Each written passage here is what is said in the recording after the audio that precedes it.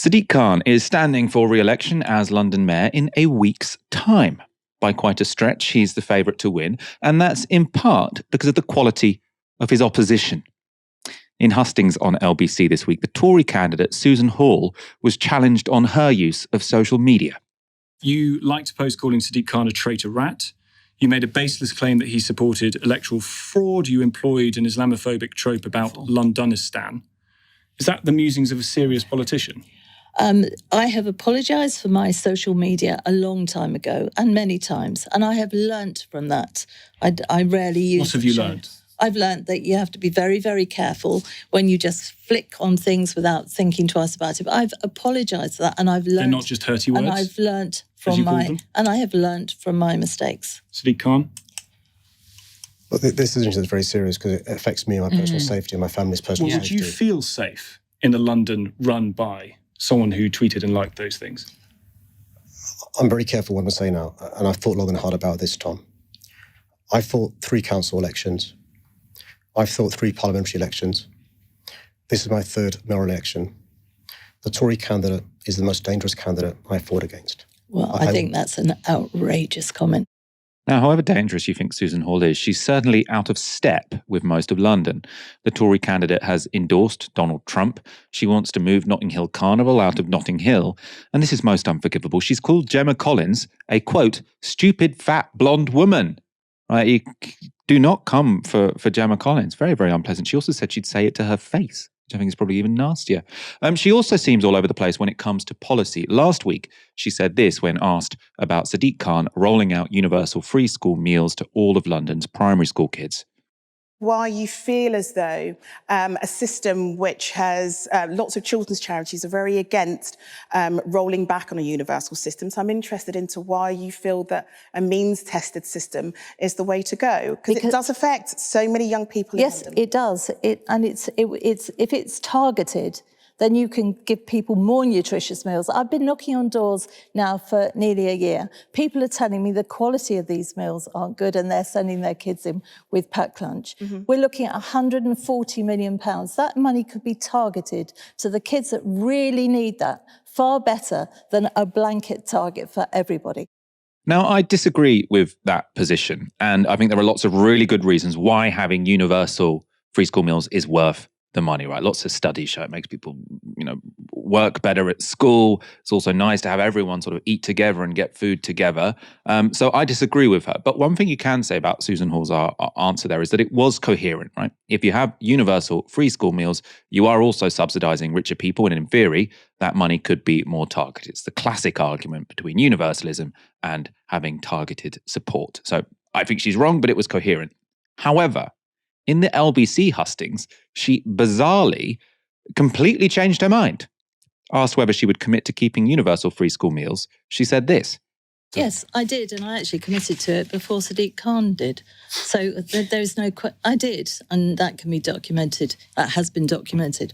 I've agreed, yes, and it's going ahead for another year. You're going to keep universal free school meals? Yes, and when we look at the cost of living, perhaps we should remember that Sadiq Khan has put out council tax by 70% since he's been in. I'll come to that in just a moment. You said relatively recently, though, didn't you, that you thought the idea of universal free school meals was wrong, that it would allow for the children of millionaires to receive a free school meal at the expense, perhaps, of children who would need it. But nevertheless, I said I'll continue it. So you've had to change your mind on this? No, I said I'd go ahead with it. It's documented out there, the late last year, before Sadiq Khan said he would do it. So you're not opposed to the principle of taxes paying for free school meals for already wealthy Londoners? For children that need feeding, I would think that they should have a nutritional, high-quality meal.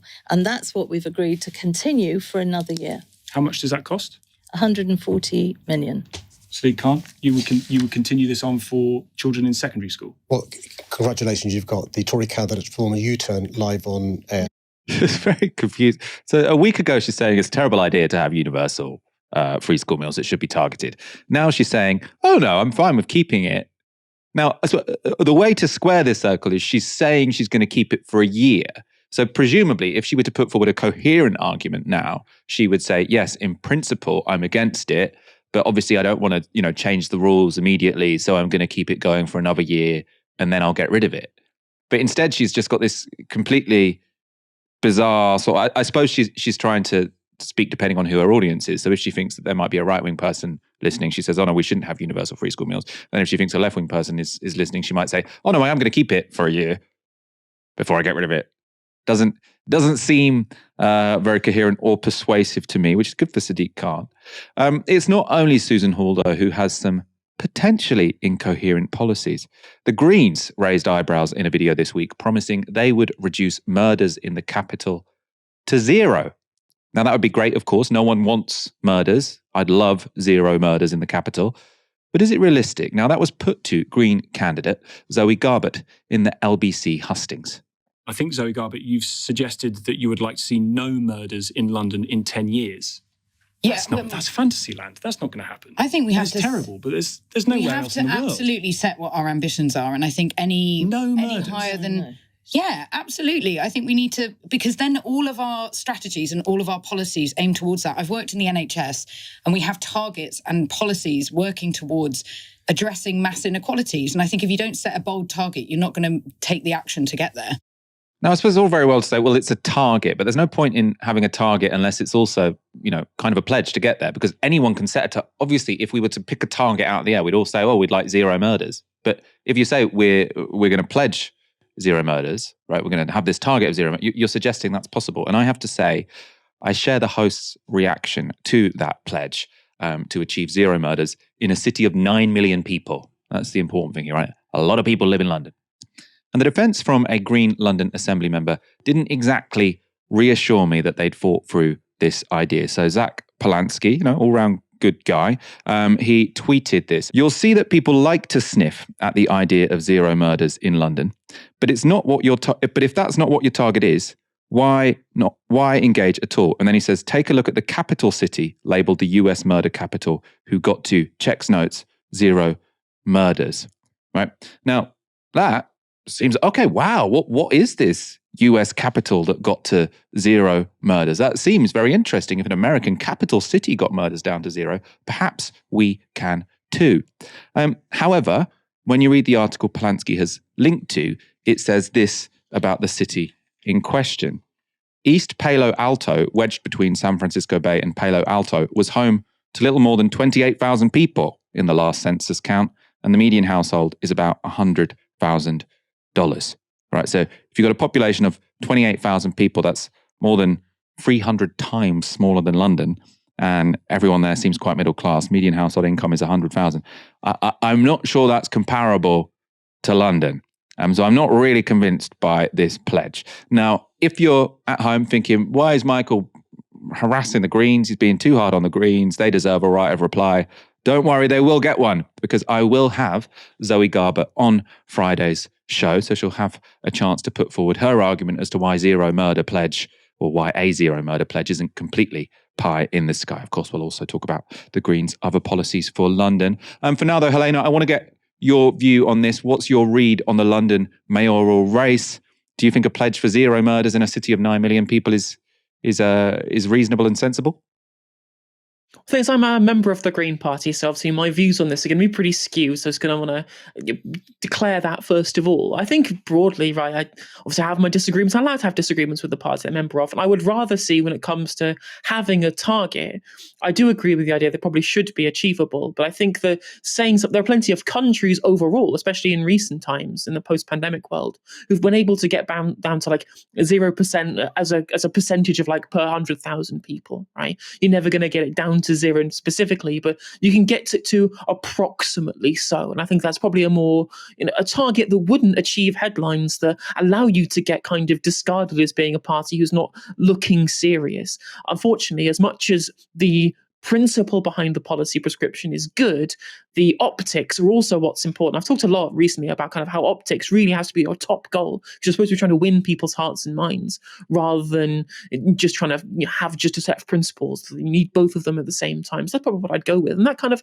dovetails in broadly to the fact that kind of the three main things that have been discussed throughout the mayoral election in London has been crime, housing, and the cost of living. And throughout kind of all of these different parts of it, what is interesting to see, I watched the debate on ITV, not the one on LBC, is that how much of the Labour policy platform has now converged to be close to the Green platform. Sadiq Khan even said, I agree with Zoe, like 2 or 3 times on the debate that I watched in terms of more provision for council housing. In fact, I will give Sadiq Khan the plaudits when it comes to housing, that he has the best council housing record of any kind of mayoral authority within the entire country. In fact, basically the only place you really see broad-scale council house building is in London, which of course the Greens back too. And when it comes to crime policy, actually Zoe Gilbert was really good when she was specifically saying, well, actually we need to tackle the causes of crime. We need to deal with relative poverty. We need to deal with the fact that austerity has stripped out youth clubs and Sure Start, all of the different things that we need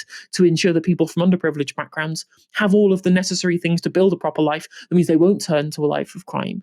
And that was also echoed by Sadiq Khan in the debate as well. This idea of there being tough on crime, tough on the causes of crime, for example, which is again something that I would broadly agree with.